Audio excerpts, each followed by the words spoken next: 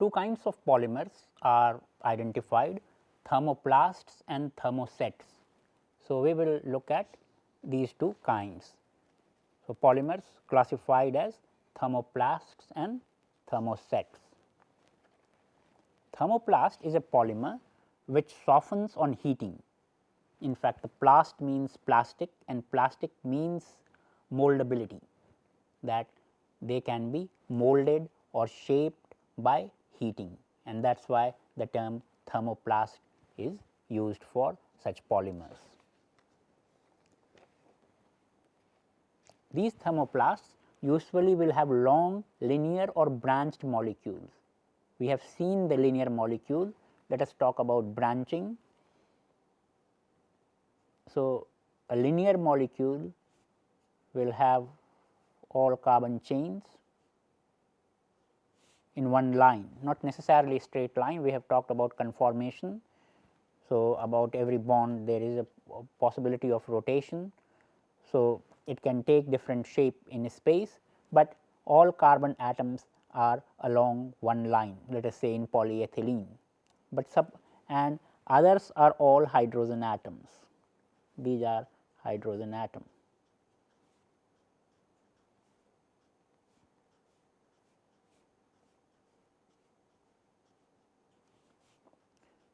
I am placing hydrogen atom at all of them except one. If this instead of a hydrogen atom here, suppose I place a carbon atom. So, this carbon atom will then start another branch of the polymer, and we will call this a branched chain or a branched polymer. Others are still hydrogen.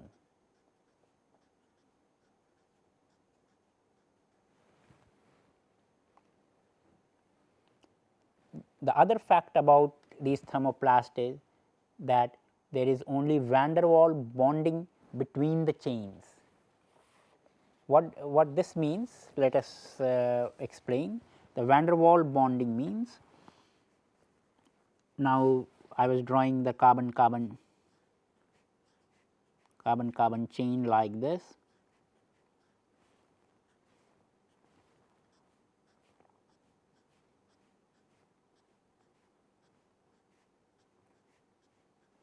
With hydrogens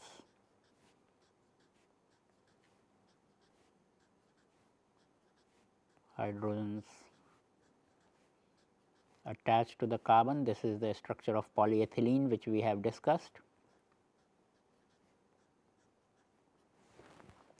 Now, for simplicity, let me just draw the carbon backbone.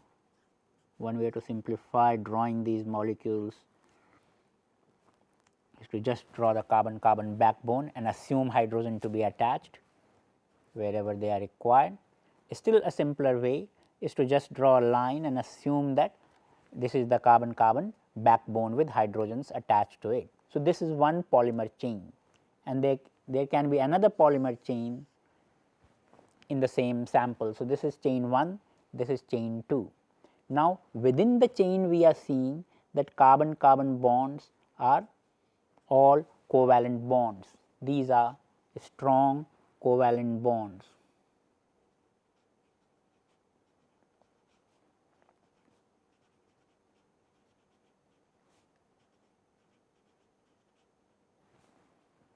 These are called primary bonds.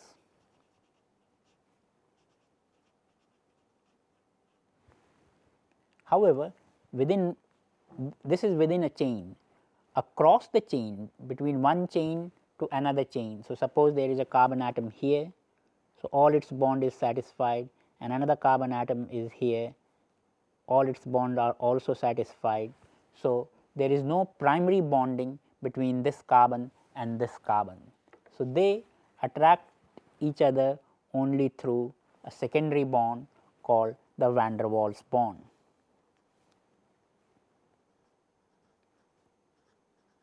So, secondary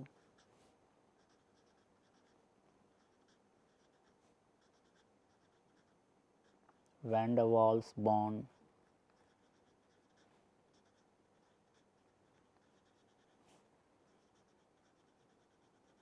between chains.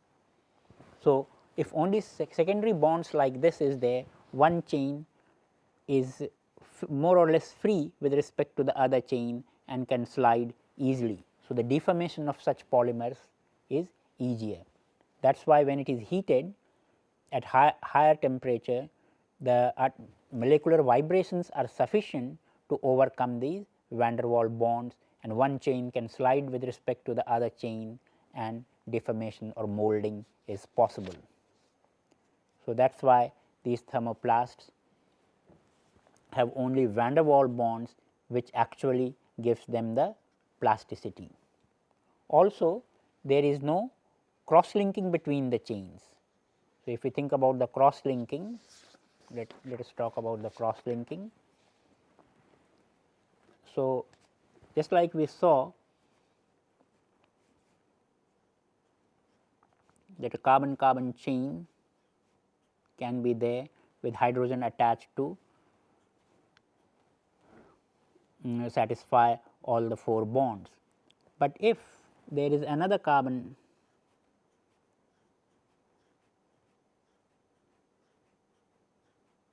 chain, and suppose there is a carbon carbon bridge between these 2 chains now, instead of one of the hydrogen was replaced by carbon here, and that bridge continues and connects with the other chain. So, this is, let us say, chain 1,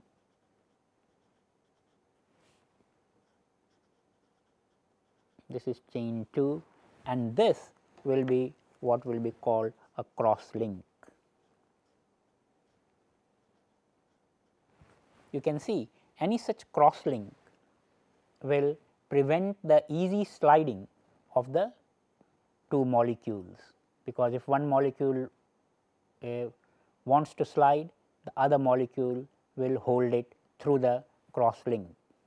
So, it is much more difficult to deform such cross linked polymers.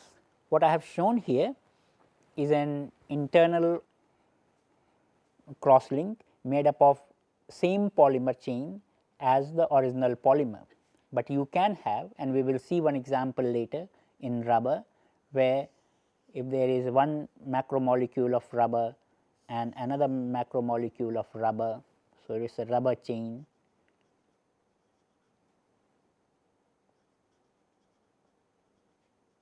one, and this is the chain 2.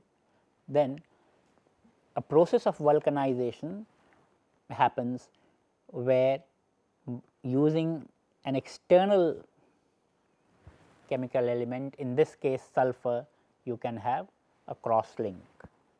So, here is a cross link by an external element or a different element. We will talk about this little bit more detail later.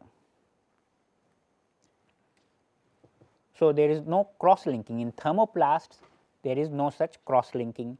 We will see that in thermoset such cross linkings are there. So, in thermosets there are primary bonds or cross links between the chains. So, these cross links are also primary bonds. So, these bonds do not break on heating. So, softening does not take place. So, they cannot be molded by heating.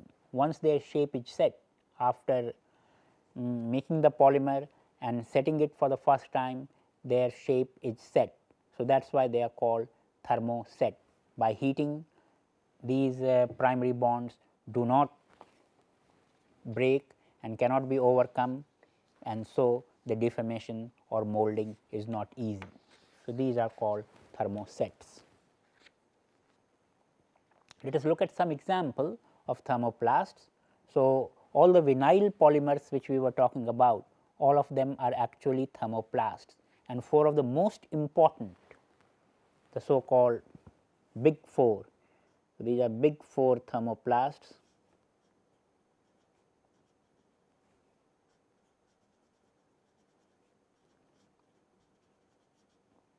Polyethylene, polypropylene, polystyrene and polyvinyl chloride. they actually constitute about 85% of the thermoplast market. A really interesting example of a thermoset is a bakelite. You can see in the bakelite monomer, which is shown here, this is the aromatic or benzene ring. 3 of the hydrogens are substituted by CH2 group and 1 hydrogen is substituted by the OH group. And these CH2 groups then have 1 free bonds to connect with,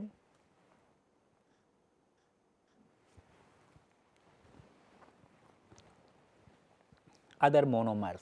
But since each monomer, unlike polyethylene where each monomer had only 2 free bonds, so it grew in a linear way, here each monomer has 3 free bonds. So, you can see that it will grow in a network structure and which will naturally be cross linked. The chains will not be free, but will have, if suppose this with addition of monomer this chain is growing this way, but this will then be cross linking to some other chain in the structure. So, these get a networked or cross linked structure. This was in fact bakelite. Bakelite was one of the first polymers developed around 1905 by an inventor called Leo Baekeland.